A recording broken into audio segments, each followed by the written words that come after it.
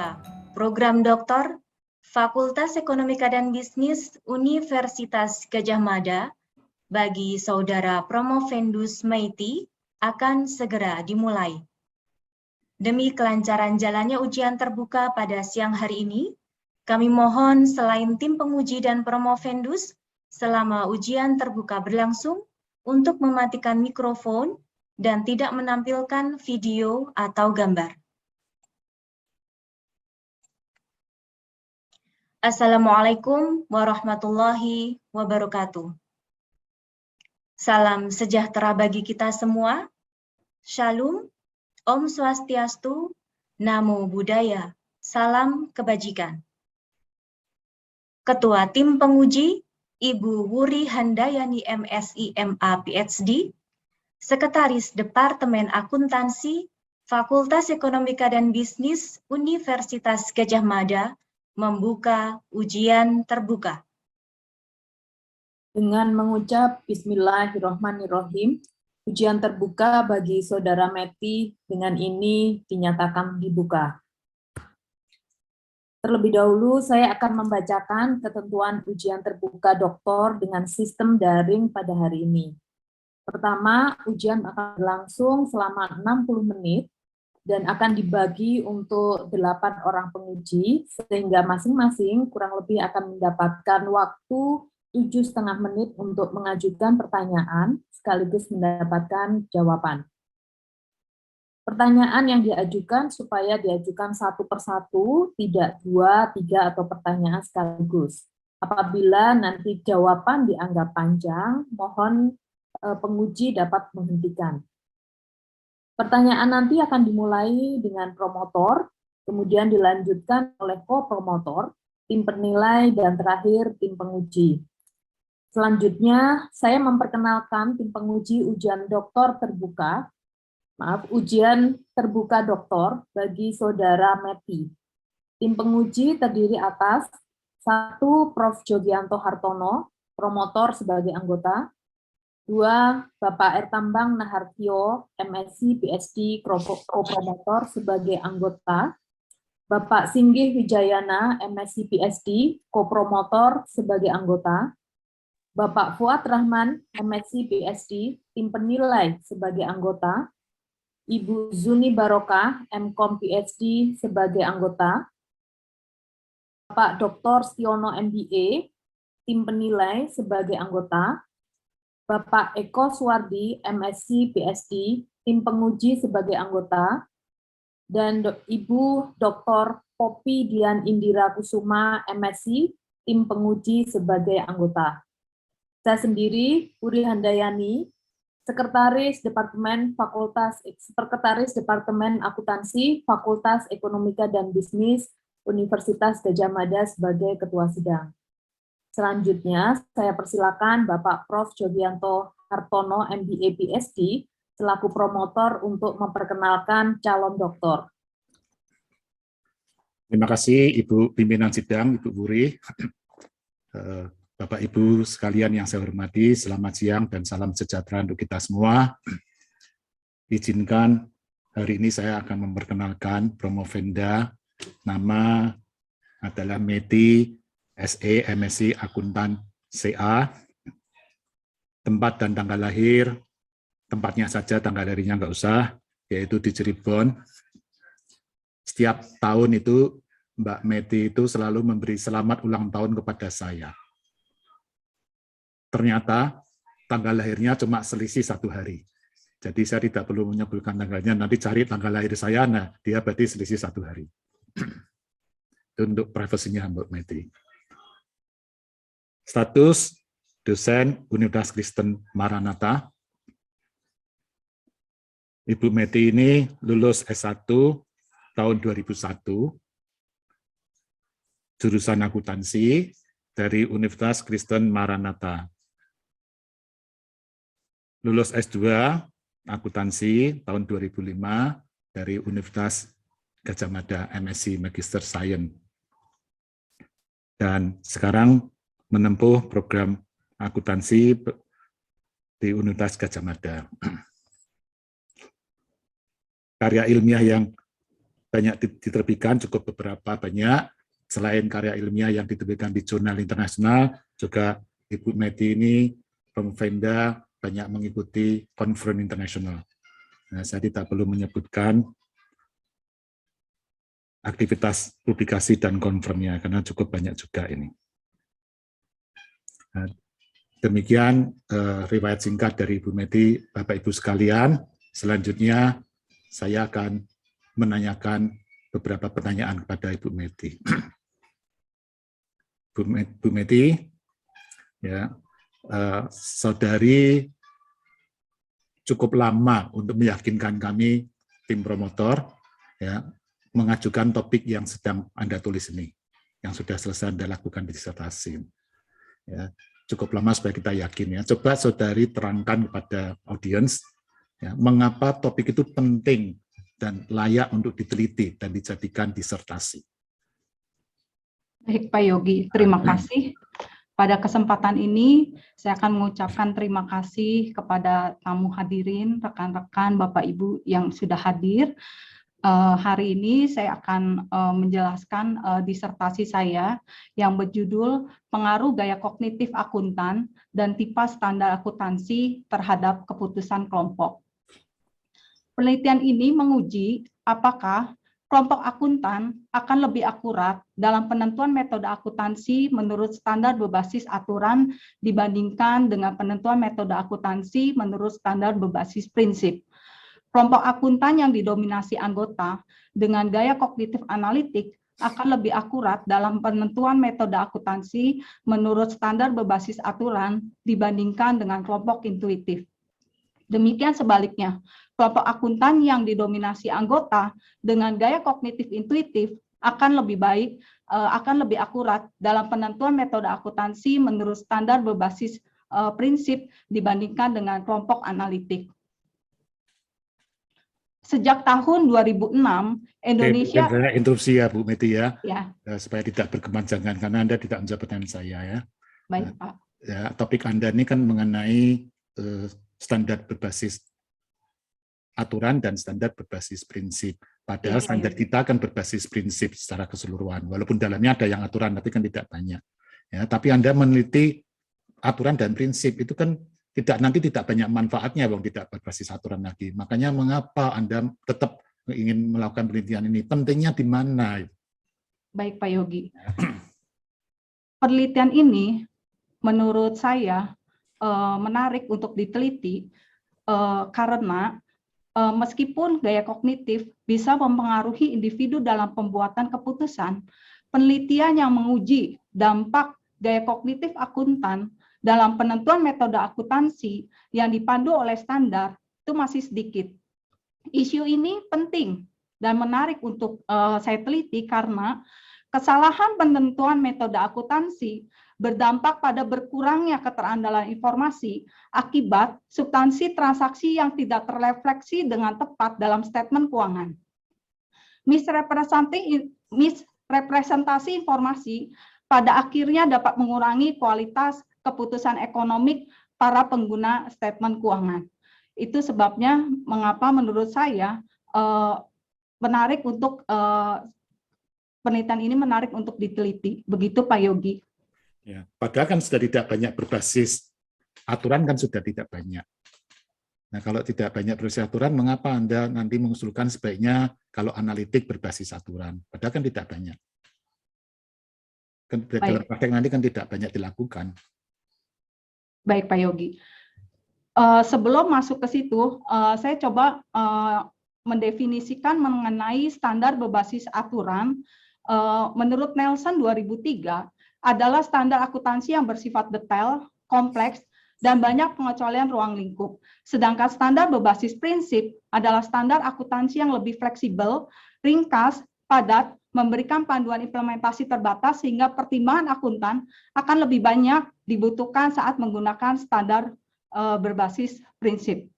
Nah, itulah sebabnya di penelitian ini untuk membandingkan standar berbasis aturan versus standar berbasis prinsip, penelitian ini menggunakan standar tentang pengakuan pendapatan dan standar tentang sewa guna yang menurut saya secara substansi masih ada beberapa yang standarnya berbasis aturan. Jadi di sini saya mau meneliti mengenai standar tentang pengakuan pendapatan dan standar sewa guna yang kami anggap sebagai standar berbasis aturan adalah Pernyataan Standar Akuntansi Keuangan nomor 23 IAI 2007 atau PSAK nomor 30 IAI 2007.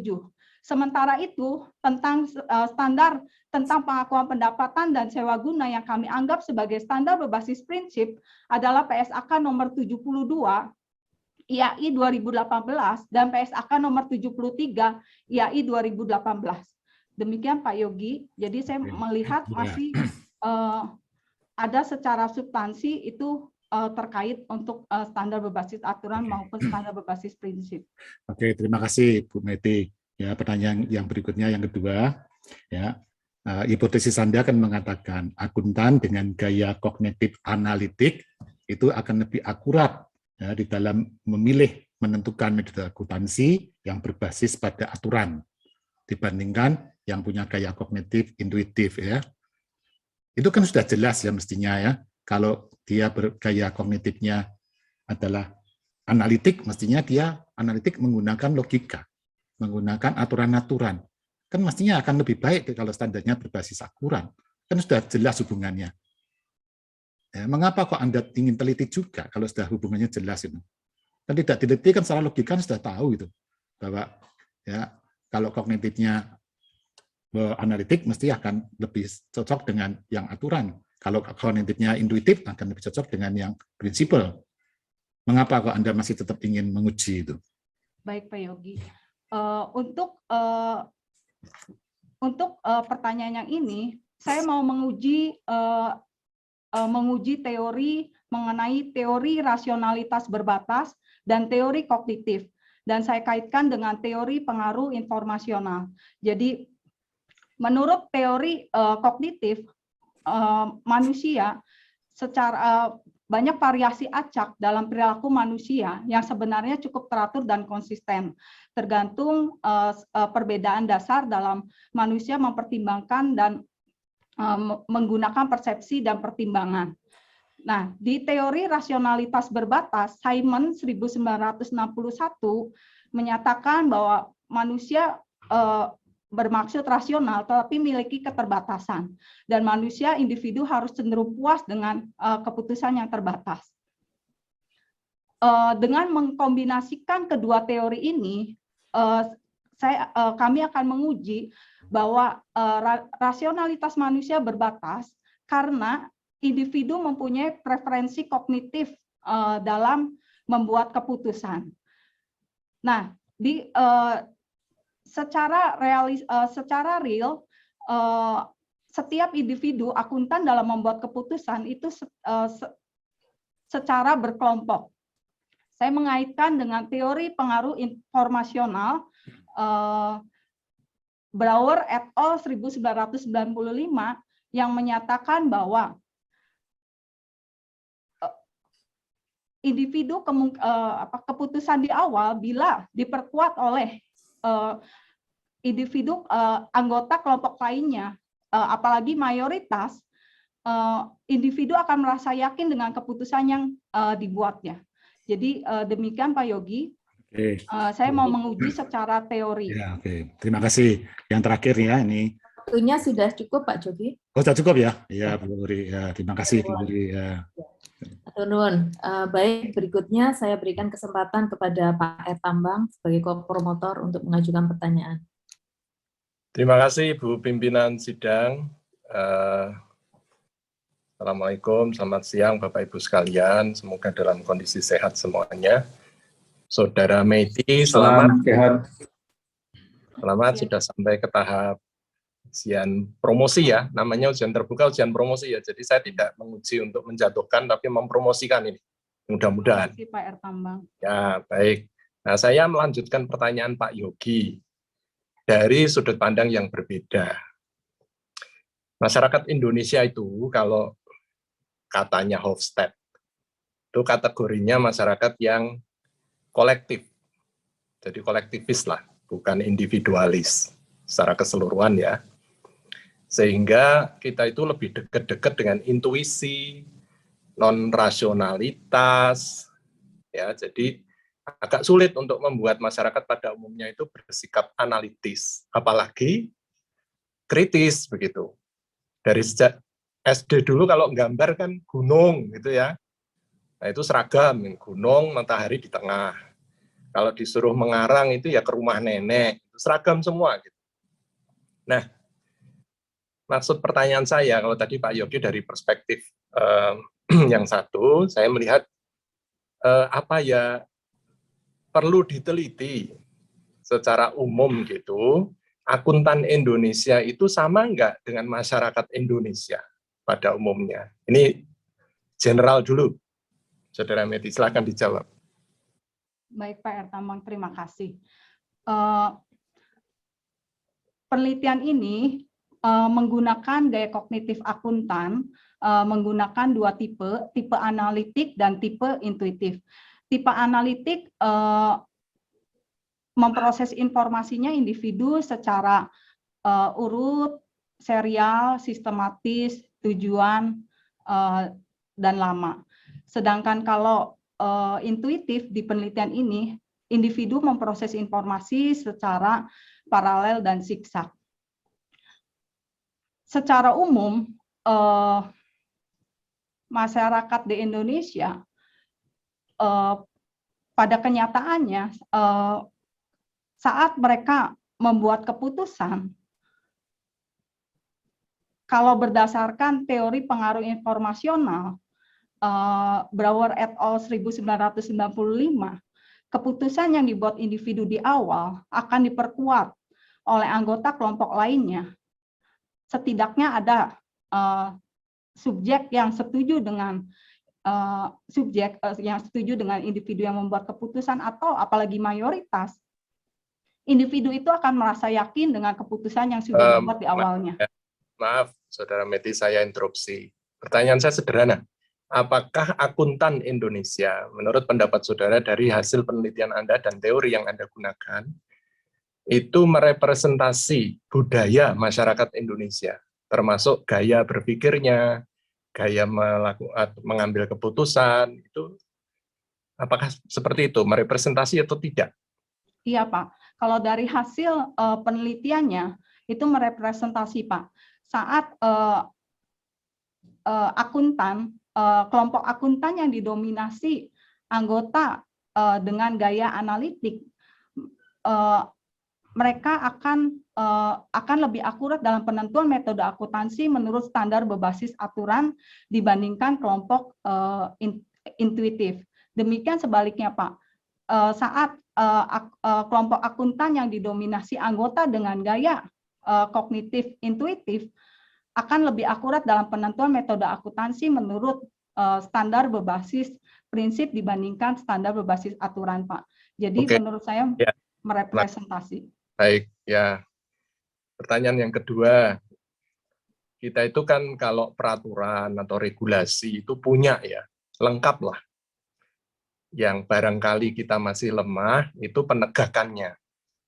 Jadi law, regulation itu ada, tapi law enforcement mungkin masih perlu ditingkatkan. Nah, sementara budaya kita itu lebih ke intuitif, non-rasional tadi, apakah memang dalam pemikiran Anda ya, berdasarkan hasil penelitian Anda, kita itu memang perlu memperkuat aturan-aturan, atau dalam hal ini standar, atau ya sudah, serahkan saja pada konteks prinsip saja, kemudian pengejawantahannya atau manifestasinya, itu ya biar atau tergantung pada masing-masing entitas begitu. Bagaimana pendapat Anda? Iya Pak, saya setuju Pak. Jadi Indonesia sejak tahun 2006 itu sudah menyatakan dirinya mengkonvergensikan standarnya terhadap IFRS, International Financial Reporting Standard, yang arahnya berbasis standar yang berbasis prinsip. Jadi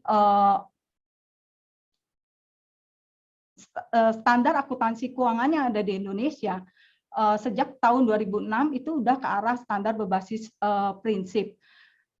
Nah, kalau dari hasil penelitian juga emang ke arah sana. Nah, untuk akuntan-akuntan yang bergaya kognitif analitik yang kesulitan bekerja menurut standar berbasis prinsip, nanti akan dipandu, diberi secara implikasi, mungkin Ikatan Akuntan Indonesia bisa memberi buletin teknis untuk membantu para akuntan-akuntan yang bergaya kognitif analitik. Jadi secara seragam lebih baik standar berbasis prinsip, Pak.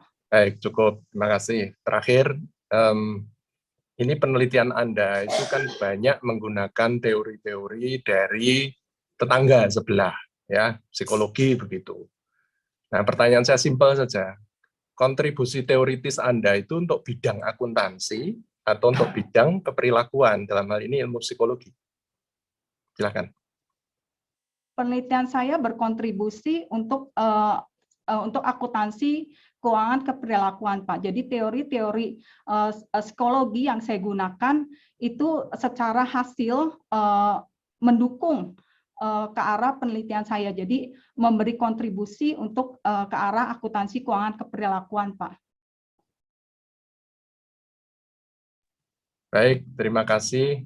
Waktu saya kembalikan pada Ibu Uri Handayani. Matur nuwun, Bu. Silakan. Terima kasih Pak Ertambang. Baik, selanjutnya saya memberikan kesempatan kepada Pak Singgih sebagai kopromotor. Monggo. Baik, terima kasih Bu Wuri, pimpinan sidang. Pertama, selamat siang. Assalamualaikum warahmatullahi wabarakatuh. Sehat selalu Bapak Ibu semua yang hadir di sini. Selanjutnya, selamat untuk saudari Promovenda Meti atas keberhasilannya sampai pada tahap ini setelah berproses cukup panjang bersama kami promotor dan kopromotor. Kemudian pada kesempatan ini saya telah menyiapkan beberapa pertanyaan yang kebetulan sejalan dengan apa yang telah ditanyakan oleh Prof. Jogi dan Pak Ertambang. Yang pertama, menekankan kembali bahwa Saudari Promovenda meneliti tentang keputusan kelompok dengan latar belakang kognitif, ya, analitik versus intuitif dalam merespon standar akuntansi berbasis aturan dan berbasis prinsip. Nah, sementara sama tadi setelah disampaikan oleh Prof. Jogi, Indonesia telah dianggap mengadopsi dan atau berkonvergensi dengan IFRS yang mana itu berbasis prinsip, dan Anda telah menjelaskan motivasi dan juga manfaat penelitian, tetapi dari sisi literatur yang barangkali tadi dari Promovenda sebutkan sangat terbatas di sana.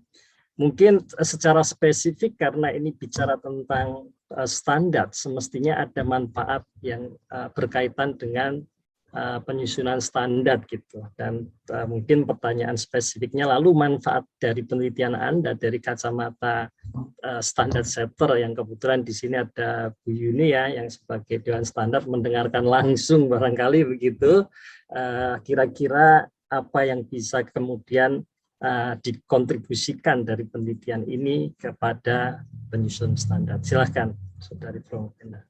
Baik Pak Singgih. Penelitian ini dari hasilnya bisa berkontribusi kepada Dewan Penyusun Standar untuk mengaplikasikan standar yang berbasis prinsip pada PSAK nomor 72 kasus pengakuan pendapatan maupun PSAK nomor 73 IAI 2018. Selain berkontribusi kepada standar, hasil penelitian ini juga bisa merekomendasikan kepada Ikatan Akuntan Indonesia agar Ikatan Akuntan Indonesia bisa memberikan PPL, pendidikan profesional berkelanjutan yang berkaitan dengan PSAK nomor 72 dan 73 IAI 2018 yang dikaitkan dengan gaya kognitif akuntan, baik yang analitik maupun yang intuitif, terutama khususnya gaya kognitif akuntan yang analitik yang lebih mudah bekerja berdasarkan standar berbasis aturan agar bisa diberi buletin teknis yang dikeluarkan oleh Ikatan Akuntan Indonesia agar memudahkan akuntan yang bergaya kognitif analitik untuk menghadapi standar yang berbasis prinsip. Demikian Pak Singgi. Baik, terima kasih. Pertanyaan lanjutan karena jawaban Saudari Promovenda spesifik menyebutkan PSAK 72 dan 73 berikut kemudian potensi manfaat atau kontribusi kepada standar setter. Lalu pertanyaan selanjutnya, karena yang Anda teliti adalah standar berbasis aturan versus standar berbasis prinsip, dan kemudian terpilih PSAK 72 dan 73 atau 30 dan PSAK sebelumnya ya.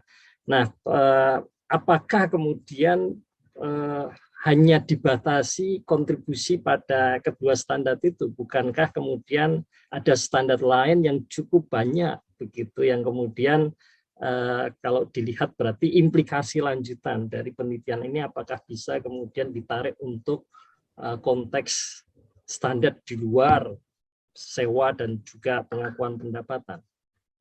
Bisa Pak Singgi, penelitian ini juga bisa ditarik untuk PSAK nomor 71 YAI 2018 mengenai instrumen keuangan dibandingkan dengan PSAK sebelumnya, PSAK nomor 55 juga bisa dijadikan kasus untuk eksperimen karena dia mempunyai perbedaan yang cukup jelas juga Pak Singgi. Jadi bisa ditarik untuk penelitian-penelitian topik-topik standar yang lain. Demikian Pak Singgi. Karakteristik seperti apa barangkali bisa Anda sebutkan untuk kemudian menjadi pilihan yang kira-kira terimplikasikan oleh hasil penelitian Anda? Selain 71 barangkali tidak spesifik ke standar, tetapi kriteria atau karakteristik seperti apa yang kemudian cocok untuk diterapkan dalam konteks hasil penelitian Anda ini? Kriteria yang cocok untuk penelitian saya ini, kalau PSAK sebelumnya itu ke arah standar berbasis aturan, terus mempunyai peralihan ke PSAK berikutnya yang ke arah standar berbasis prinsip. Kalau misalnya karakteristiknya menunjukkan perbedaan yang sangat jelas, itu bisa untuk dijadikan kasus eksperimennya. Demikian Pak Singgi. Oke, artinya di sana ada karakteristik yang berbasis prinsip, tetapi harus diikuti panduan yang lebih detail karena dipertimbangkan hanya berbasis prinsip saja tidak akan cukup membantu mereka akuntan yang punya latar belakang intuitif, begitu. Betul Pak Singgi. Baik, kemudian satu pertanyaan terakhir, barangkali ini mencoba mengembalikan teori yang Anda gunakan ya dalam konteks fenomena yang Anda teliti, kemudian Anda mendapatkan hasil. Kalau saya boleh bertanya, lalu kemudian peran dari teori Anda itu seperti apa dalam menjelaskan fenomena yang Anda teliti berikut hasilnya? Oke. Peran dari teori saya yang kami gunakan di penelitian ini itu berperan untuk teori itu kami uji sesuai enggak dengan fenomena yang kami angkat di penelitian ini. Jadi kami menggabungkan teori-teori mengenai teori rasionalitas berbatas, teori rasionalitas berbatas Simon 1961, teori kognitif Jung 1923, kognitif law teori Schweller 1988. Kami menggabungkan tiga teori itu untuk menjelaskan hubungan kausal antara gaya kognitif akuntan dan tipe standar akuntansi dalam penentuan metode akuntansi yang dipandu oleh standar.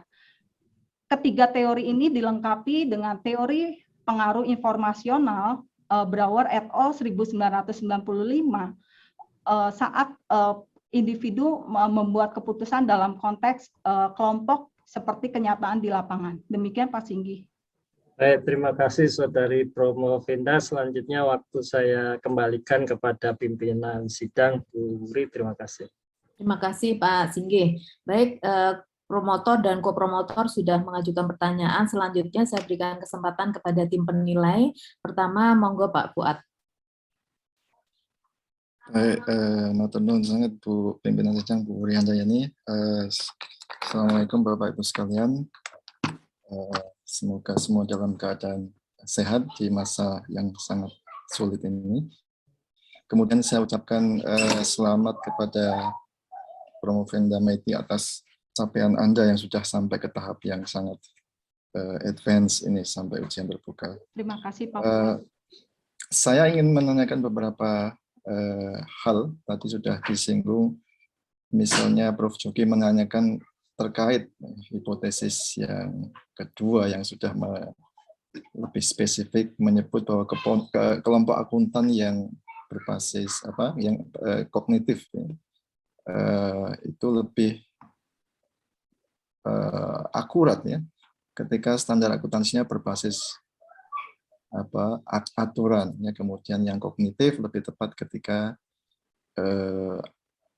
standarnya berbasis prinsip. Nah, tapi saya justru tertarik di hipotesis 1. Di sini Anda menghipotesiskan bahwa kelompok akuntan secara umum ini sebelum dipisah menjadi dua gaya kognitif, kelompok akuntan itu lebih akurat dalam penentuan metode akuntansi berbasis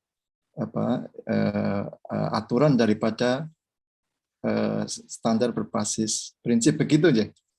Betul Pak. Itu kenapa itu? Apakah orang Indonesia itu memang lebih analitis sehingga akuntan-akuntan kita atau auditor kita itu lebih akurat ketika menentukan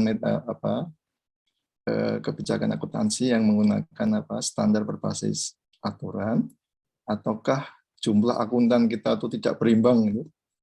Lebih banyak yang kognitif daripada yang intuitif, atau seperti apa? Ini penjelasannya bagaimana? Baik Pak Fuad. Untuk hipotesis 1 penelitian ini, kami menghipotesiskan bahwa kelompok akuntan akan lebih akurat dalam penentuan metode akuntansi menurut standar berbasis aturan dibandingkan dengan penentuan metode akuntansi menurut standar berbasis prinsip. Kami menghipotesiskan seperti itu berdasarkan teori cognitive flow theory, Sweller 1988. Ini merupakan teori psikologis yang menyatakan bahwa besarnya beban kognitif disebabkan karena tuntutan tugas melebihi kapasitasnya. Dan kami juga menggabungkan dengan teori pengaruh informasional Brouwer et al. 1995. Jadi kami menghipotesiskan bahwa standar berbasis aturan itu lebih baik dari standar berbasis prinsip dikarenakan saat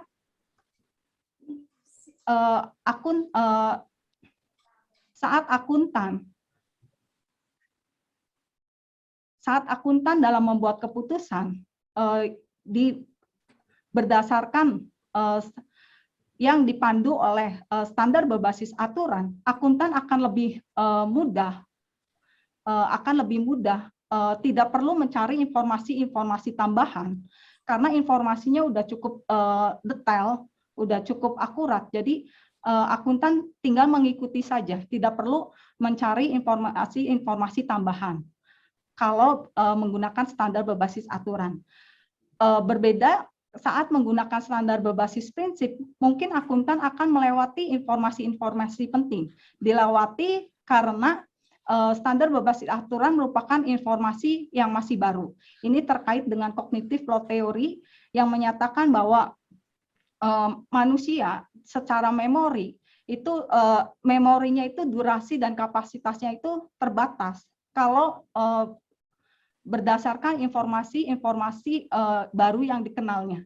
Demikian sebaliknya, saat di memorinya itu, kalau informasinya udah lama dikenalnya, dia akan masuk ke memori jangka panjang.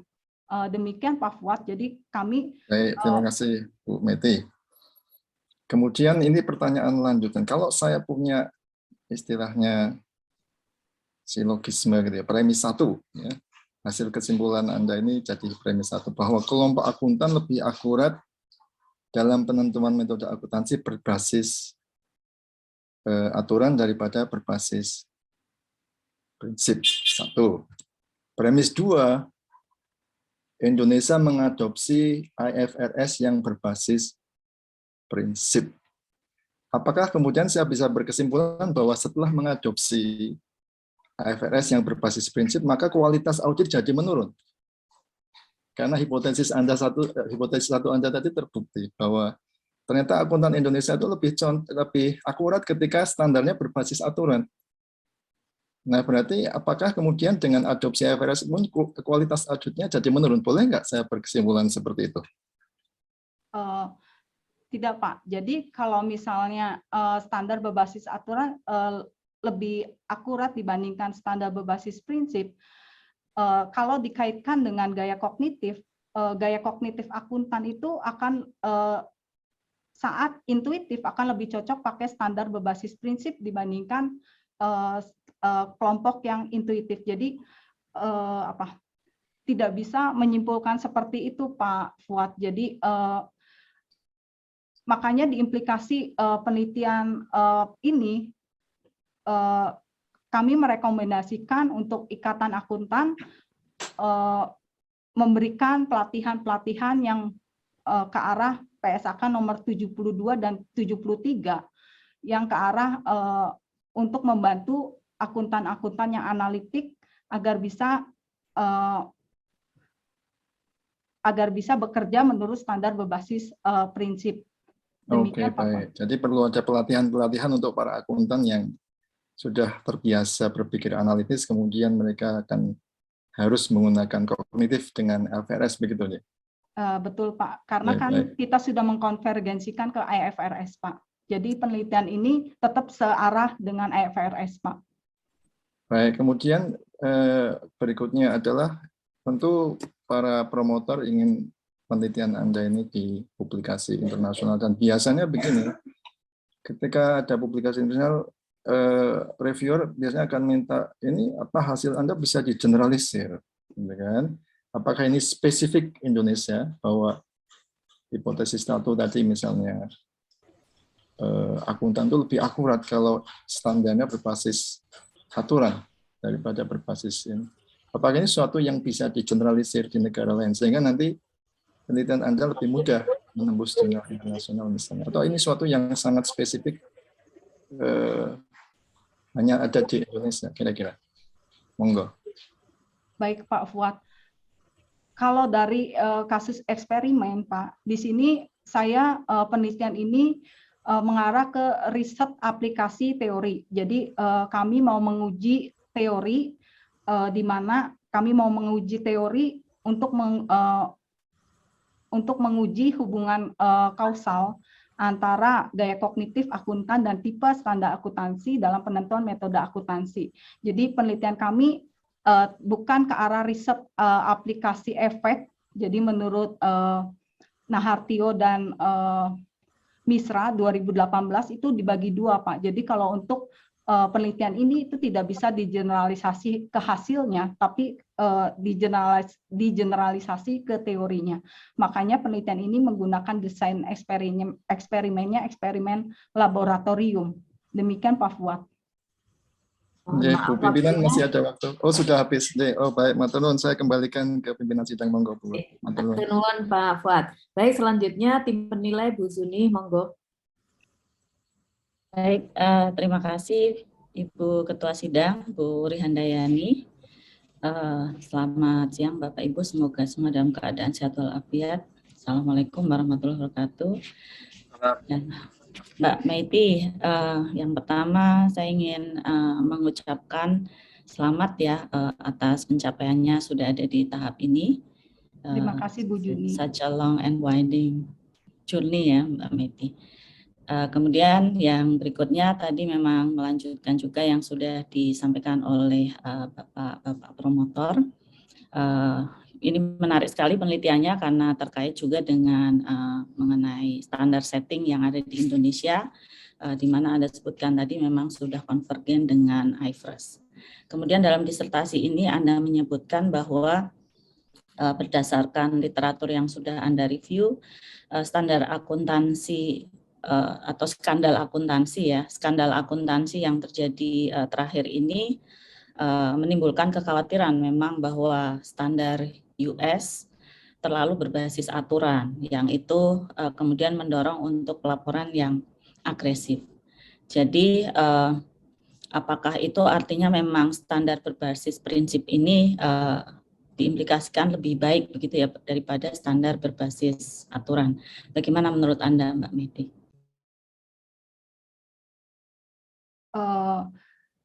Indonesia sudah menyatakan dirinya masuk ke G20 sejak tahun 1999. Konsekuensinya Indonesia harus mengkonvergensikan standarnya ke arah IFRS. Dengan mengkonvergensikan ke arah IFRS, laporan keuangan, statement keuangan yang dihasilkan oleh standar di Indonesia itu bisa diperbandingkan dengan negara lain. Investor-investor juga akan lebih mudah. Jadi standar berbasis prinsip ini emang akan lebih memudahkan para penggunanya antar negara. Demikian Bu Juni. Oke, baik, terima kasih. Kemudian lanjutannya dari implikasi juga yang tadi sudah disinggung sebelumnya, penelitian Anda melihat bahwa tadi ada perbedaan antara gaya kognitif akuntan dan kemudian responnya terhadap tipe standar ya. Nah, dari penelitian Anda sebenarnya akuntan di Indonesia itu lebih didominasi dengan gaya kognitif yang seperti apa? Baik, Bu Juni.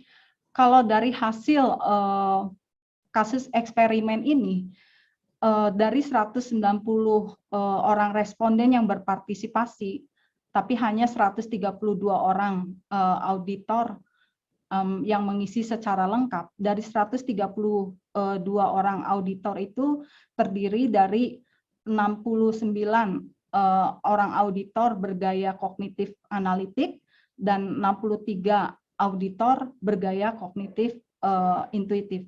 Jadi cukup agak seimbang Bu Juni kalau dari hasil responden yang kemarin mengikuti kasus eksperimen penelitian ini Bu Juni. Oke, terima kasih. Jadi tadi buletin teknis diperlukan tetapi tidak merupakan kebutuhan yang sangat penting ya, karena memang kayak kognitif intuitif juga cukup banyak ya. Namun menurut Anda sebenarnya atau dari literatur yang Anda baca, apakah tipe kognitif akuntan itu sesuatu yang dapat dibentuk melalui pendidikan dan pelatihan?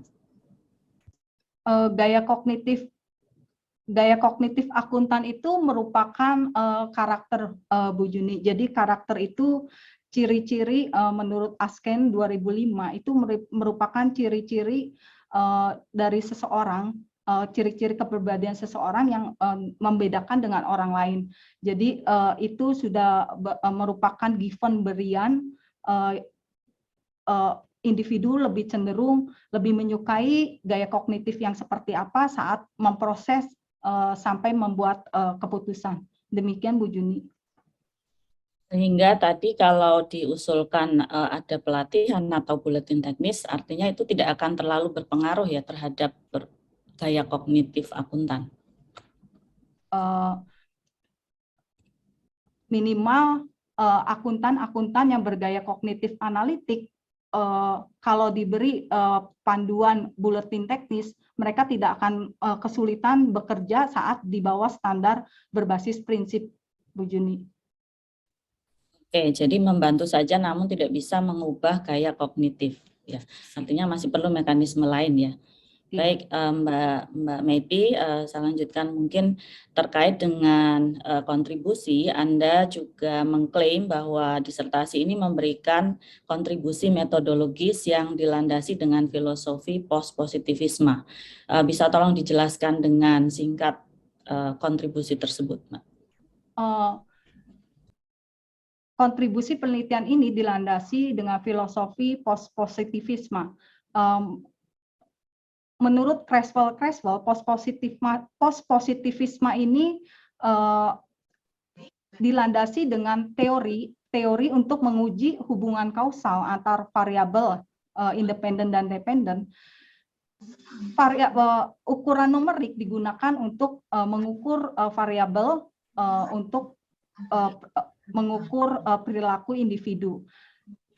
Dan nanti pengukuran statistik itu dijadikan dasar untuk mengambil simpulan. Nah, penelitian ini menggunakan teori untuk menguji teori rasionalitas berbatas Simon 1961, teori kognitif Young 1923, kognitif load theory Sweller 1988, teori pengaruh informasional Brouwer et al. 1995. Keempat teori ini menggabungkan, keempat teori ini saling melengkapi untuk menjelaskan hubungan kausal antara variabel gaya kognitif akuntan dan tipe standar akuntansi dalam penentuan metode akuntansi. Untuk meningkatkan validitas internal dari penelitian ini menggunakan desain eksperimen laboratorium untuk menguji hipotesis 1 menggunakan desain manipulasi multiple dan purna uji.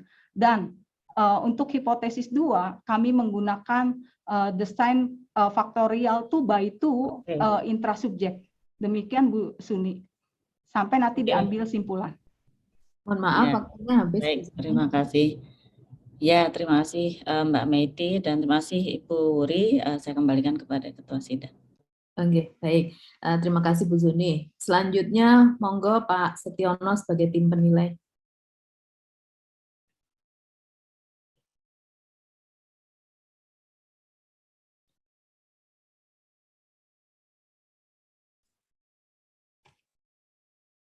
Sebelumnya maaf, Buri. Oke, monggo Pak Setiono. Itu Pak Yogi yang pertama ya? Ya, tadi promotor Pak Jogi. Ya, oke. Enggak, mestinya yang bertanya pertama Pak Yogi ya? Ya, oke, betul. Oke. Jadi saya terlambat, belum terlambat sekali. Masih mengikuti pertanyaannya ini. Baik, Saudara Prompenda, tadi menjawab Pak Yogi, Saudara katakan bahwa sejak tahun 2006, Indonesia sudah konvergensi terhadap IFRS. Dan mestinya Saudara sudah tahu bahwa IFRS itu standar berbasis prinsip. Jadi yang Saudara masukkan SBA dan SBP itu apa? Baik, Pak Setiono. Untuk penelitian ini, yang saya anggap sebagai standar berbasis aturan adalah standar yang lebih detail. Sedangkan standar berbasis prinsip yang saya anggap sebagai standar berbasis prinsip adalah standar yang kurang detail. Ini juga didukung dengan menurut Nelson 2003, itu juga menyatakan seperti itu, Pak Setiono. Nah, untuk standar yang saya anggap sebagai standar berbasis aturan, penelitian ini menggunakan PSAK nomor 23 IAI 2003 untuk kasus pengakuan pendapatan dan PSAK nomor 30 IAI 2003 untuk kasus sewa guna. Demikian sebaliknya, untuk standar berbasis prinsip, penelitian ini menggunakan PSAK nomor 72 untuk kasus pengakuan pendapatan dan PSAK nomor 73 IAI 2018 untuk kasus sewa guna. Yang menurut kami secara substansi masih ada yang berkaitan dengan standar berbasis aturan. Demikian Pak Setiono. Ya, itu berarti kata orang Medan bisa-bisanya Anda aja tuh ya.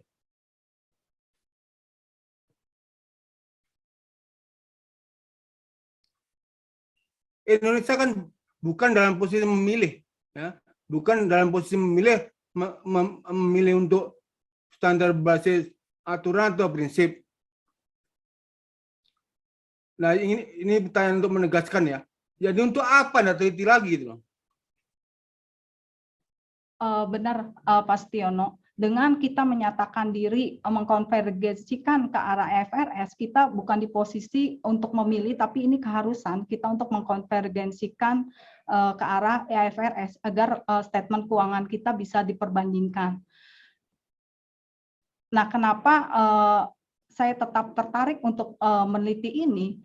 Karena secara substansi, seperti misalnya untuk kasus sewa guna, Pak, untuk PSAK nomor 30, model PSAK lama ini yang PSAK nomor 30 EAI 2003, itu secara model itu dia mengklasifikasikan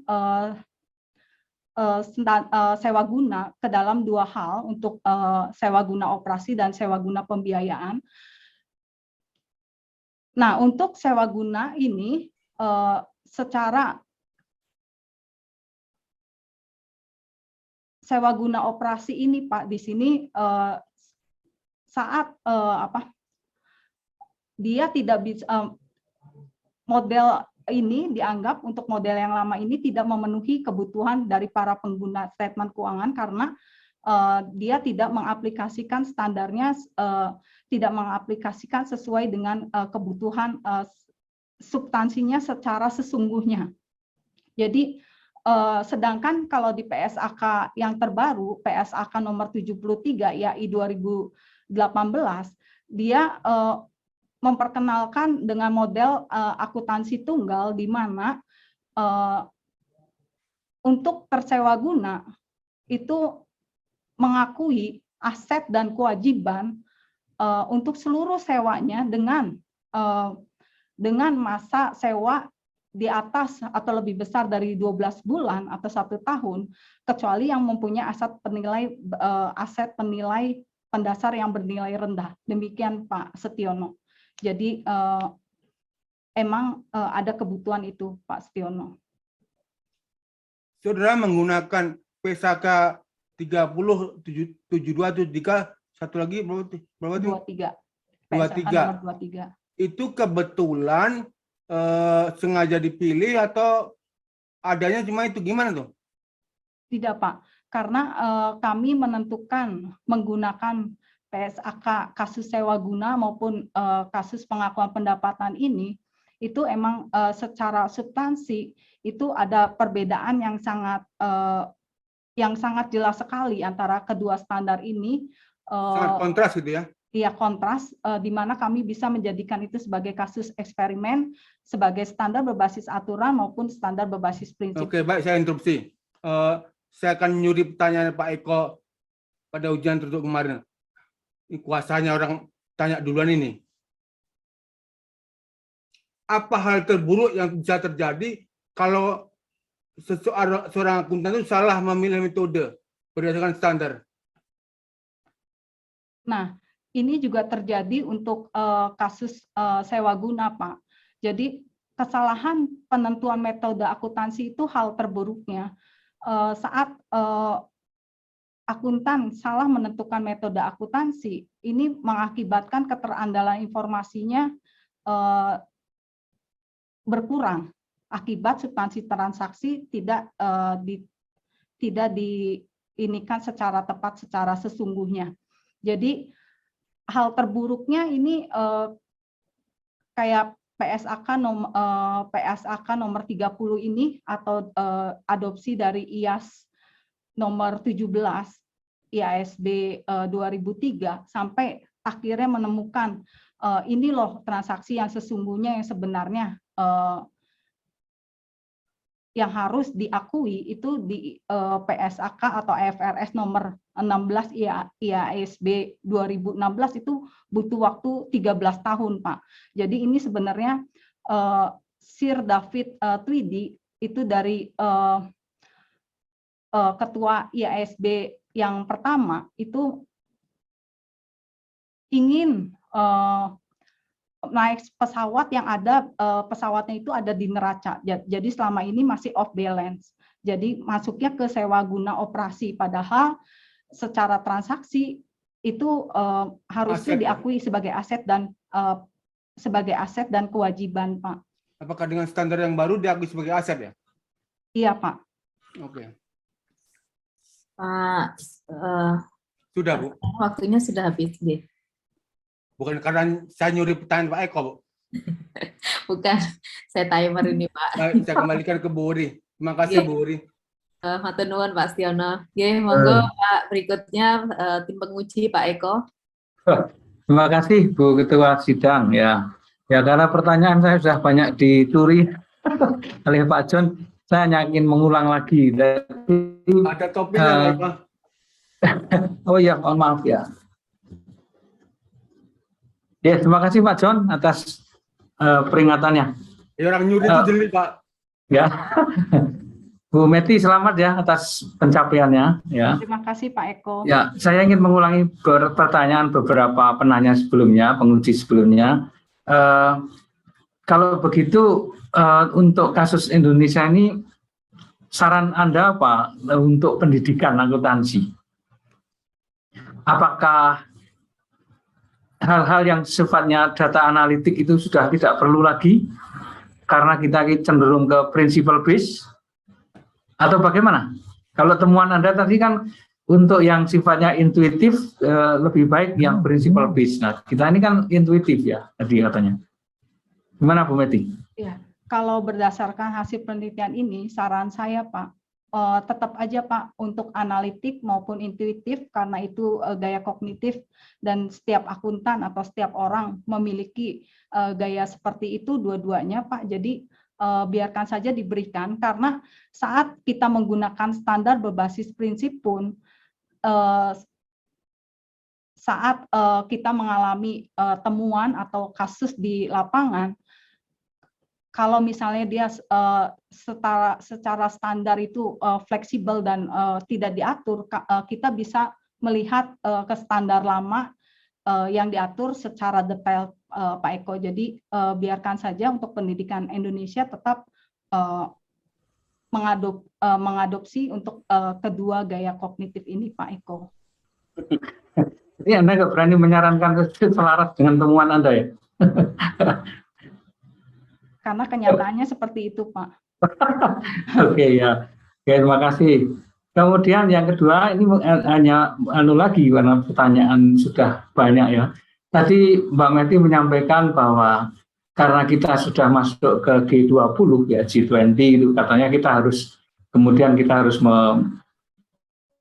berkonvergensi dengan IFRS ya. Ya, kemudian katanya itu akan mempermudah daya banding atau komparabilitas gitu ya. Tapi apakah komparabilitas itu tidak lebih gampang apabila itu berbasis standar yang sudah berdasarkan aturan standar yang sudah gampang itu. Kalau berbasis prinsip itu kan masih bisa metodenya beda-beda. Iya Pak. Kalau untuk diaplikasikan ke setiap negara, walaupun standar berbasis prinsip, kalau untuk diaplikasikan ke berbagai negara itu emang lebih memudahkan prinsip-prinsipnya saja yang diatur Pak. Jadi biarkan nanti detailnya sesuai dari karakteristik dari negaranya Pak. Jadi oke, Pak, nggak ada masalah kalau misalnya ke arah standar berbasis prinsip karena pengguna laporan keuangan juga akan lebih mudah membacanya atau memanfaatkan laporan keuangannya kalau misalnya standarnya secara prinsip dibandingkan setiap negara mengatur secara detail aturannya Pak. Karena karakteristik setiap negara berbeda-beda. Demikian Pak Eko. Ya, cuma tadi daya bandingnya atau keterbandingannya itu jadi Jadi perlu dipertanyakan masih. Dan ini yang terakhir ini di praktek ini Bu Meti ini ya. Sebagai contoh itu kalau di industri keuangan itu kan untuk mudahnya ini kalau misalnya kita kembalikan ke mata pelajaran akuntansi pengantar atau intermediate accounting, itu pencadangan penurunan nilai aset keuangan dan juga piutang itu kan sekarang tidak hanya berdasarkan pada, kalau dulu kan kita ada apa ya, income base atau balance sheet base ya pencadangannya. Sekarang kan harus dalam standar akuntansi yang baru itu harus memproyeksikan faktor-faktor ekonomi. Ini malah jadi bingung, Bu Meti. Gimana menurut Bu Meti? Cocok nggak dengan temuan Anda itu? Karena itu prinsipal di dalam PSAK-nya nggak menentukan variabelnya A, B, C, D, E, jadi dibiarkan. Jadi masing-masing perusahaan bisa beda-beda. Di Indonesia sendiri ini praktek, ini dunia praktek. Kalau misalnya penelitian saya nggak ke arah itu Pak, jadi kalau itu kan PSAK 71. Nah kalau penelitian kami ke arah PSAK 72 dan 73 emang apa ke arah standar berbasis prinsip Pak. Jadi emang kami mendukung penelitian ini mendukung ke arah standar berbasis prinsip Pak. Kami tidak menentang ke arah standar berbasis prinsip. Oke, berarti kalau untuk yang PSAK yang menjadi topik Mbak Meti itu prinsip, tapi kalau seperti yang 71 standar gitu atau aturan gitu. Oh enggak Pak, enggak seperti itu. Jadi kalau PSAK 71 kami tidak meneliti, dia juga ada ininya Pak, perbedaan yang sangat jelasnya bisa diangkat sebagai kasus eksperimen PSAK 55 dan 71, tapi kami tidak mengangkat itu karena keterbatasan kami. Dengan mengangkat 2 kasus ini aja kami memerlukan waktu sampai 1 jam untuk responden mengisi 2 kasus ini. Kalau ditambah 1 kasus lagi akan lebih lama, tidak optimal dari sisi keseriusan maupun nanti akan terjadi banyak sekali drop out Pak. Oke, terima kasih. Jadi walaupun memang salah satu kelemahannya ini generalisasinya itu kurang gitu ya, karena kasusnya beda, tapi secara umum kalau kita katakan bahwa di Indonesia ini lebih intuitif ya akuntannya, kemudian mestinya lebih cocok ke prinsipal base, tapi untuk kasus-kasus PSAK tertentu memang banyak yang bingung itu sekarang. Jadi masing-masing perusahaan ya, misalnya perusahaan asuransi, bank dan seterusnya itu mereka kesulitan ini. Pada akhir tahun selalu ini gimana menentukan CKPN yang menentukan PPAP-nya gitu. Jadi itu yang terjadi. Jadi secara umum memang mungkin perlu mix ya, mungkin penelitian lebih lanjut. Oke, terakhir, seandainya Bu Meti ini diberi kesempatan, kira-kira mana yang akan diperbaiki atau mana yang akan dijadikan riset lanjutan? Kalau dikasih kesempatan untuk menyempurnakan disertasinya. Saya akan mengangkat kasus eksperimen yang ke arah PSAK nomor 71 juga Pak, karena kan kemarin 71, 72, 73 itu emang bisa cocok untuk dijadikan sebagai kasus eksperimen Pak, karena emang ada perbedaan yang sangat substansi, sangat jelas. Demikian Pak Eko. Oke. Baik, masih mute Pak. Monggo Bu Wuri, kami kembalikan kepada Ibu Pimpinan. Oke, matur nuwun Pak Eko. Monggo berikutnya Bu Popi sebagai tim penguji. Baik, terima kasih Bu Wuri atas kesempatannya.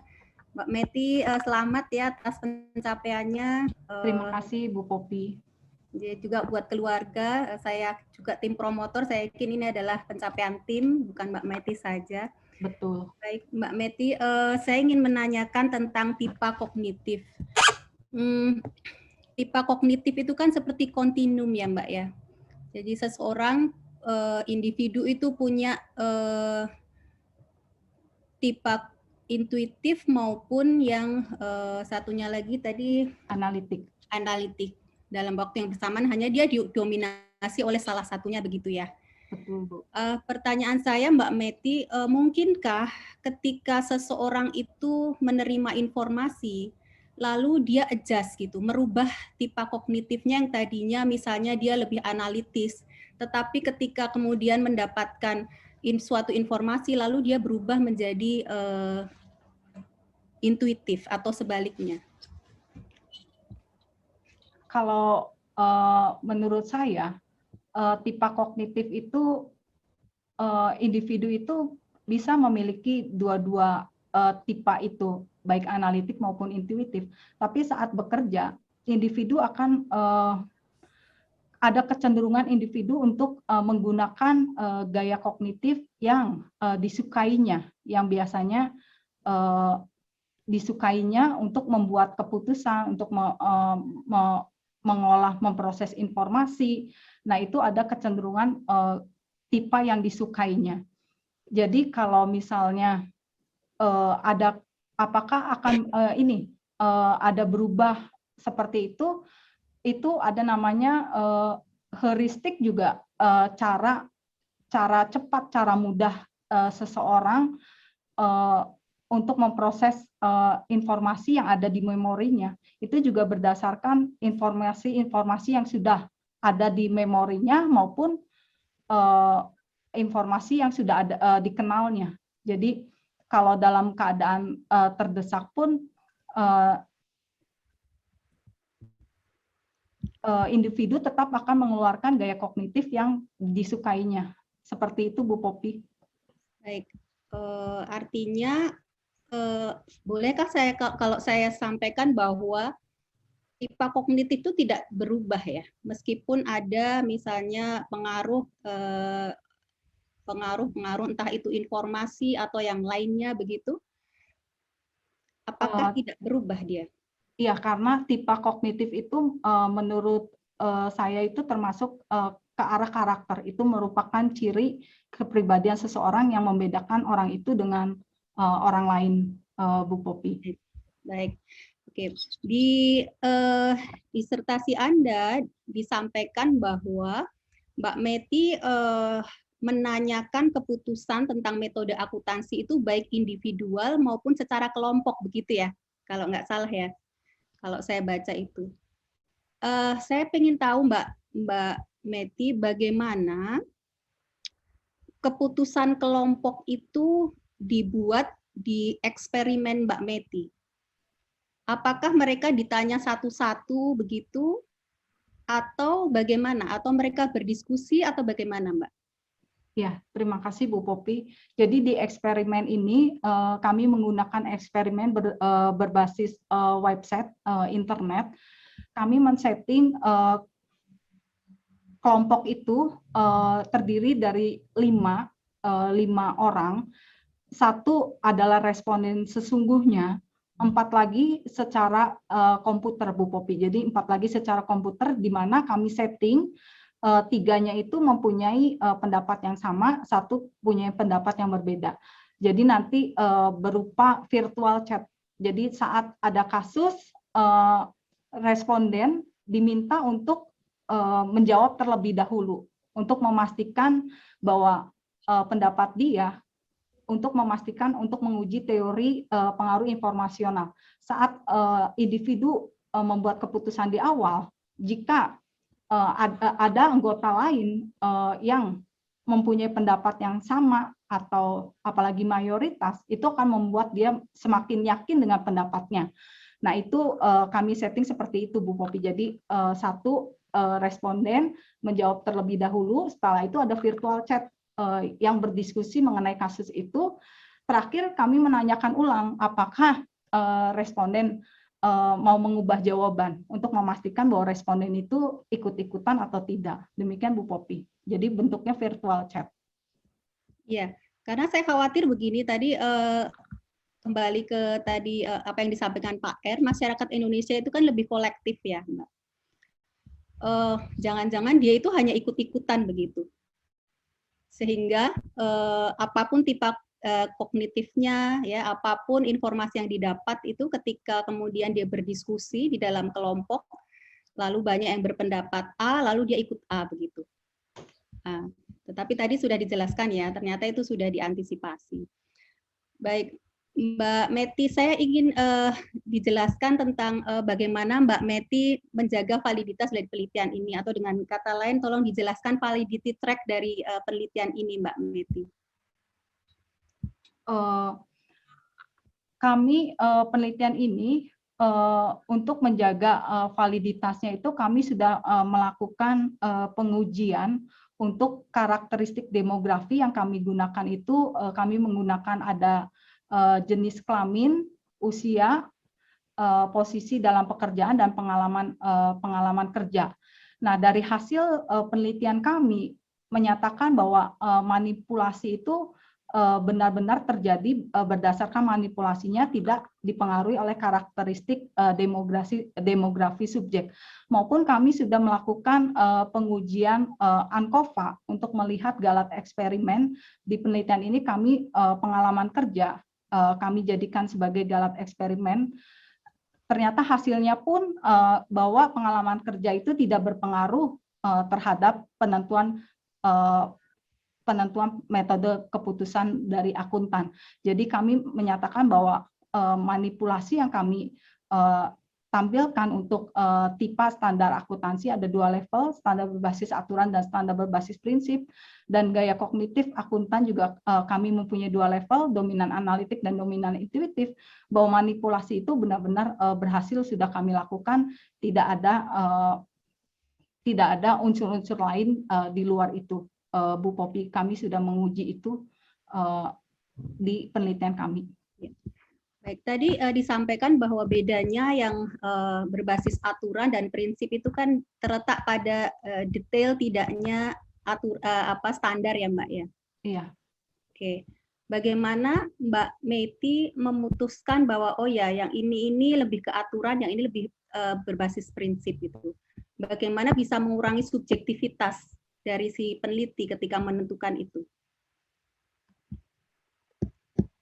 Kami menentukan bahwa tipe standar akuntansi kami menggunakan kasus pengakuan pendapatan dari PSAK nomor 23 IAI 2003 dan PSAK nomor 72 IAI 2018. Itu untuk kami nyatakan bahwa di PSAK nomor 23 itu ke arah standar berbasis aturan, sedangkan PSAK nomor 72 itu ke arah standar berbasis prinsip.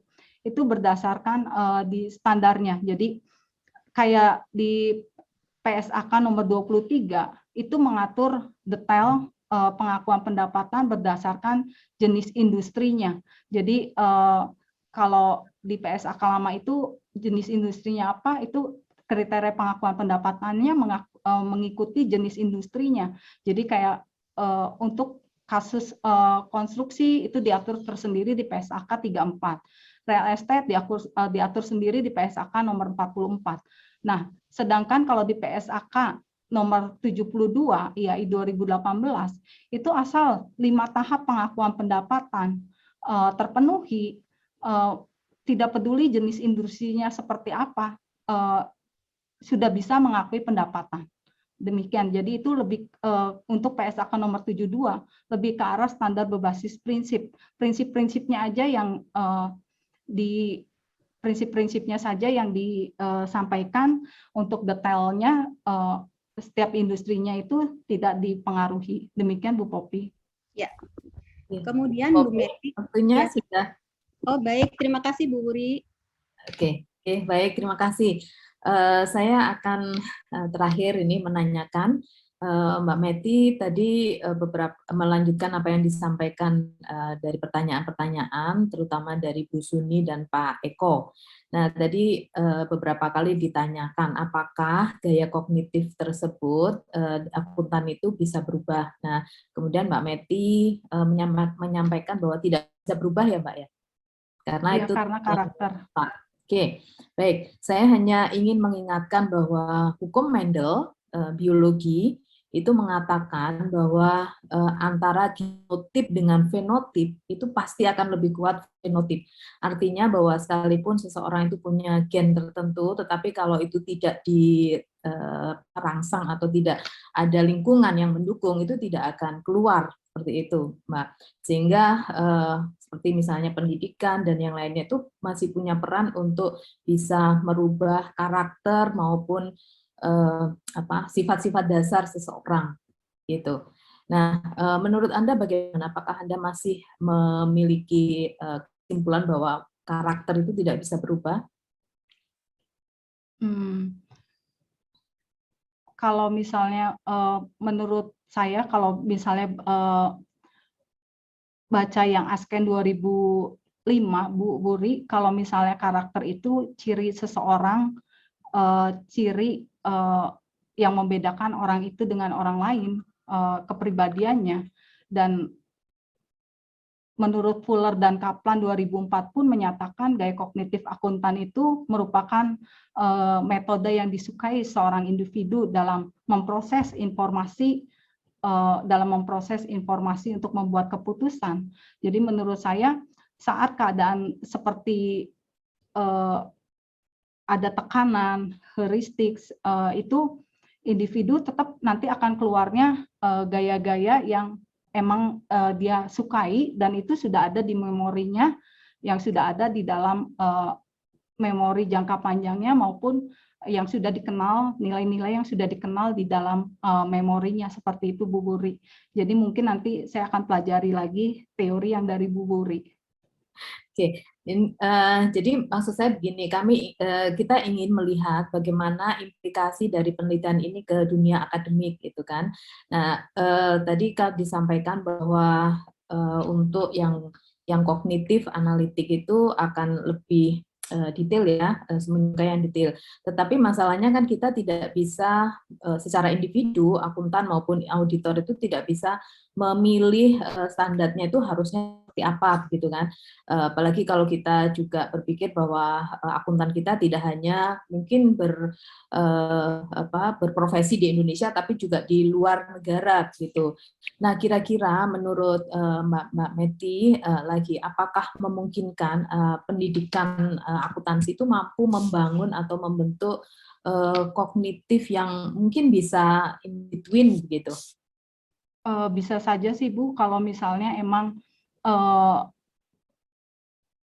sekarang ke arah standar berbasis prinsip, biasanya kan kita kalau misalnya gaya kognitif kita analitik, yang biasanya kita dalam memproses informasi itu urut, serial, terus lama, bertujuan. Sebaliknya kalau intuitif itu paralel dan zigzag, itu bisa saja sih Bu. Jadi orang yang detail berusaha untuk mempelajari hal-hal yang lebih paralel zigzag, lebih fleksibel berdasarkan standar berbasis prinsip. Demikian sebaliknya orang-orang yang intuitif juga bisa mempelajari hal-hal detail. Nah, berarti artinya Anda menyimpulkan terakhir bahwa bisa kan dirubah masih? Bisa dipelajari Bu. Oke. Walaupun nanti yang muncul emang gaya yang disukainya Bu. Iya, yang dominan. Oke, baik Bapak Ibu, dengan demikian kita sudah menyelesaikan sesi tanya jawab untuk seluruh tim, baik promotor, kopromotor, penilai maupun penguji. Untuk selanjutnya, untuk memberikan waktu kepada tim penguji untuk menentukan hasil ujian, maka saya nyatakan ujian terbuka ini dinyatakan ditunda. Tadi yang menghentikan Bu Wuri siapa ya? Timer saya, Pak. Oh, oke. Tim penguji keluar dari forum ujian terbuka untuk melakukan yudisium. Kami mohon kepada tim penguji untuk memasuki forum yudisium pada ruang breakout room. Tim penguji memasuki forum ujian terbuka.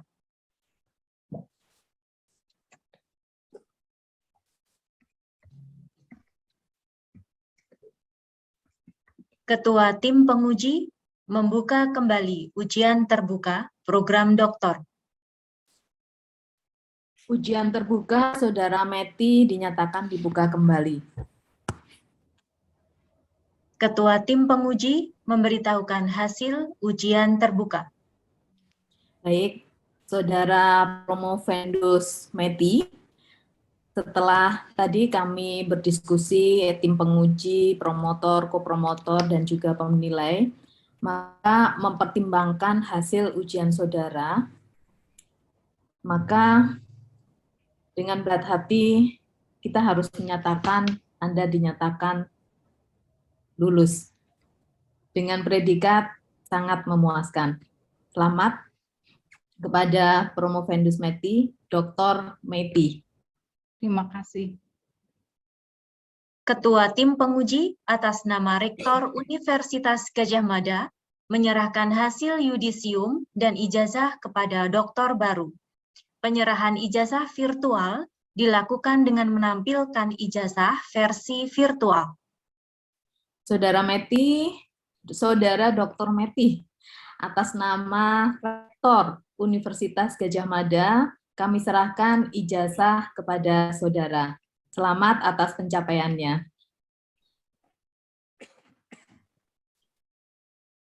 Promotor menyampaikan pesan-pesan. Kalau dulu saya ketemu Meti ya atau berdiskusi itu saya manggilnya Mbak Meti atau Bu Meti. Tadi saya bertanya juga Bu Meti atau Mbak Meti ya, tapi sekarang saya akan manggilnya Dr. Meti. Ya, selamat pada Ibu Mbak Dr. Meti, lengkap semua. Terima kasih Pak Yogi. Atas pencapaiannya, ya, Anda mendapatkan gelar doktor dari Universitas UGM, Universitas ya. Saya tahu, saya percaya ya, dalam proses Anda kuliah di program doktor itu tidak mudah, ya, banyak tantangannya, ya. Tapi Anda sudah melaluinya dengan baik ya. Nah, sekali lagi kami mengucapkan selamat tidak hanya kepada Anda, tapi juga kepada keluarga Dr. Meti, ya, karena tanpa dukungan keluarga Anda mungkin juga tidak akan sampai pada titik ini ya. Nah, terutama pada suami yang setia mendampingi. Ya. Tadi kami ngobrol-ngobrol juga 2 minggu lagi, Mas Rizky juga akan ujian terbuka. Ya. Semoga juga nanti Rizky juga akan lulus dengan baik. Oke, selamat juga kepada Universitas Maranatha ya, yang sudah mendapatkan doktor baru. Nanti mudah-mudahan Mbak Meti juga akan kembali kepada alma maternya yang menjadi dosen yang baik. Saudara sudah dibiayai juga secara moral dan material dari Universitas dan Fakultas Ekonomika dan Bisnis Maranatha. Anda harus menunjukkan komitmenmu, ya, Anda harus memajukan lembaga kamu ya, dan setia pada lembaga. Nanti Anda banyak publikasi untuk mengangkat nama lembaga, dan tentunya alumni juga Anda menjadi alumni UGM, tidak lupa pada instansi yang sudah ikut membesarkan Anda juga. Baik Pak Yogi. Ya. Pada kesempatan ini ya, saya juga tidak lupa untuk mengucapkan terima kasih kepada promotor yang sesungguhnya ya, karena disertasi Anda itu sebenarnya topiknya ada 2 hal penting. Yang satu mengenai standar, yang satunya lagi mengenai eksperimen metodologinya ya. Nah, yang ahli di dalam standar itu yang banyak membimbing adalah Pak Singgih, promotornya ya, Pak Singgih Wijayana, Dr. Singgih. Jadi tadi yang saya sebutkan ya, promotor sesungguhnya itu yaitu Pak Singgih, karena dia yang lebih banyak membimbing mengenai isinya ya. Dan tentunya tidak akan berhasil kalau metodologinya saudara tidak baik. Metodologinya cukup rumit ya, dan itu dibutuhkan pembimbing promotor yang ahli di bidangnya. Nah, kita sudah tidak asing lagi ya, kita tahu ya. Promotor sesungguhnya yang kedua itu adalah Pak Ertambang ya, yang banyak membimbing mengenai metodologi eksperimennya. Nah, oleh karena itu ya, saya sebagai promotor ya, mengucapkan banyak terima kasih pada Pak Singgih dan Pak Ertambang. Kalau tidak ada 2 beliau ini, mungkin saudari juga tidak akan bisa mendapatkan disertasi yang kualitasnya seperti ini. Dan juga tidak lupa ya, pada kesempatan ini juga saya mengucapkan banyak terima kasih juga kepada tim penguji. Ya, karena tim penguji itu kemarin juga sudah banyak memberikan masukan.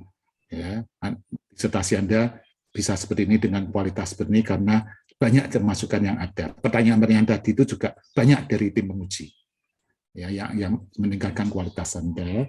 Nah, ini Pak Fuad Rahman, MSc PhD, Bu Suni Barokah, MCom PhD, Setiono MBA PhD, Eko Swadi MSc PhD, dan juga terima kasih yang khusus pada penguji dari luar yang jauh-jauh datang dari Purwokerto, Dr. Bobi Dian Indira Kusuma MSc. Ya, kami dari program MD, program doktor itu kami mengkhususkan tim penguji luar itu ada alumni. Ya, dari Bu Bobi ini adalah alumni program doktor kita. Terima kasih Bu Bobi. Ya, selanjutnya ya, saya juga ingin mengucapkan terima kasih kepada Bu Uri yang sudah memimpin sidang dengan baik ya, dan juga memberikan pertanyaan-pertanyaan yang tadi tajam Bu Uri. Nah, okay. Harapan kami dari program doktor itu ya, Bu Meti ini belum selesai ya.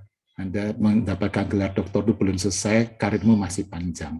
Ya, nah, karir akademik yang paling tertinggi itu yang mendapatkan pangkat profesor guru besar. Ya, saya tadi melihat VT Bu Meti, Dr. Meti, saudara pangkatnya sudah lektor kepala. Nah, berarti tinggal satu tahap lagi ya. Mudah-mudahan nanti kami mendengar dan mendapat undangan Bu Meti akan dikukuhkan sebagai guru besar. Nah, kami tunggu itu ya. Tapi tentunya Bu Meti tetap harus berkarya, tetap harus melakukan riset ya, tidak berhenti risetnya. Tadi juga disinggung sedikit ya, Bu Meti nanti hasil disertasi ini Anda masih berutang kepada program ya, karena Anda harus mempublikasikan di jurnal internasional minimum Q3 ya. Dan Anda tidak punya kewajiban publikasi dengan promotor. Kalau yang kemarin yang baru-baru ada kewajibannya, tetapi Anda ada kewajiban karena Anda mendapatkan hibah. Saya mengingatkannya, Anda mendapatkan hibah disertasi yang tanda tangan itu syarat keluarannya harus mempublikasikan bersama-sama dengan promotor. Dan ini kan supaya Anda tidak lupa, Anda masih punya utang ya. Nah, sebenarnya itu dikaitkan dengan kelulusan ya, karena itu syaratnya harus publikasi dulu baru bisa lulus, tapi kami tidak ingin menghambat Anda lulus ya, tapi jangan lupa itu tetap harus dipublikasikan. Kalau enggak nanti kita kena sanksi Bu Meti ya, kena sanksi sudah diberitakan, berikutnya tidak akan diberi, nanti program dokter kita akan menjadi lebih susah karena tidak Anda belum memenuhi kewajibannya itu ya. Nah, kami ingatkan diprioritaskan supaya cepat-cepat dipublikasikan. Nah, tentunya nanti masih diskusi dengan kita bersama-sama. Oke, saya kira begitu Mbak Media, selamat berkarya, ya, selamat kembali kepada alma mater dan instansi Anda yang mengirim. Ya.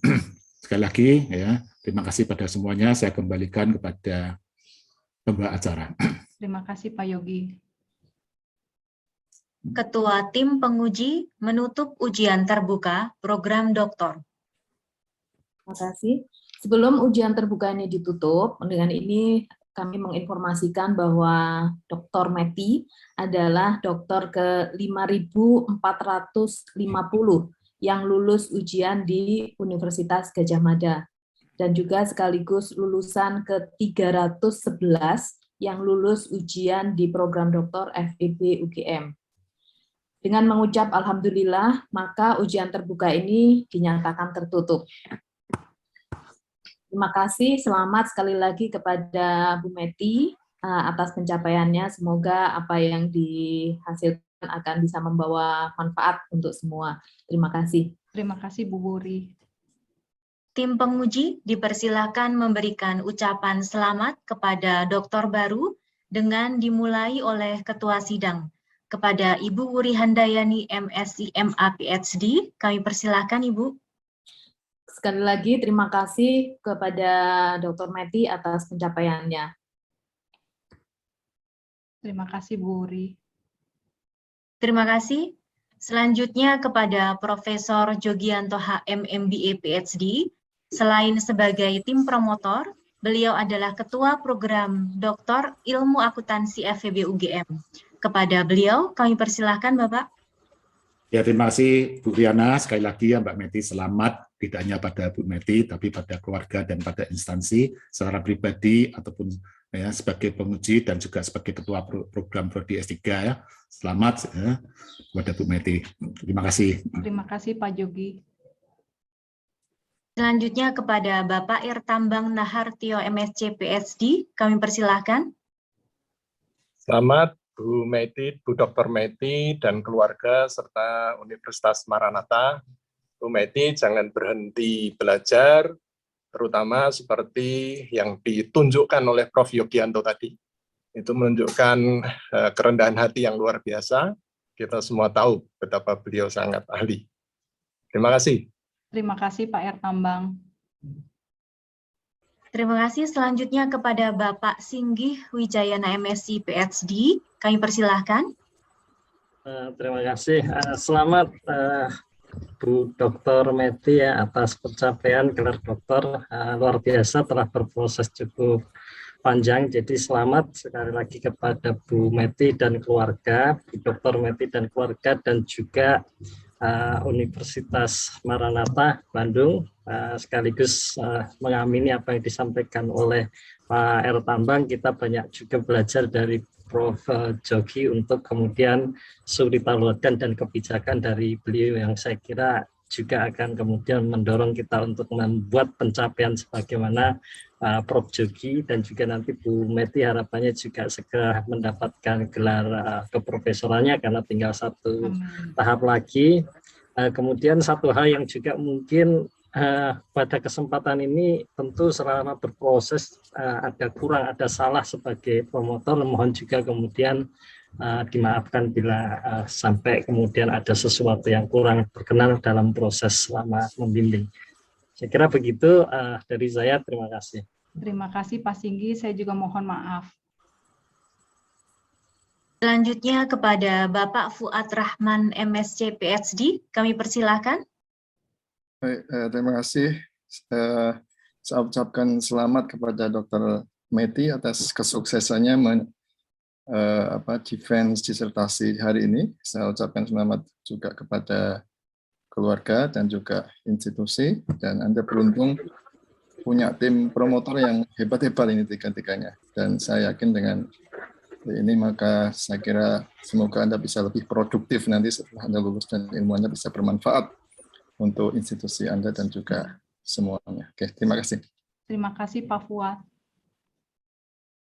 Selanjutnya kepada Ibu Zuni Barokah MKom PhD, kami persilahkan Ibu. Baik, terima kasih Mbak Riana.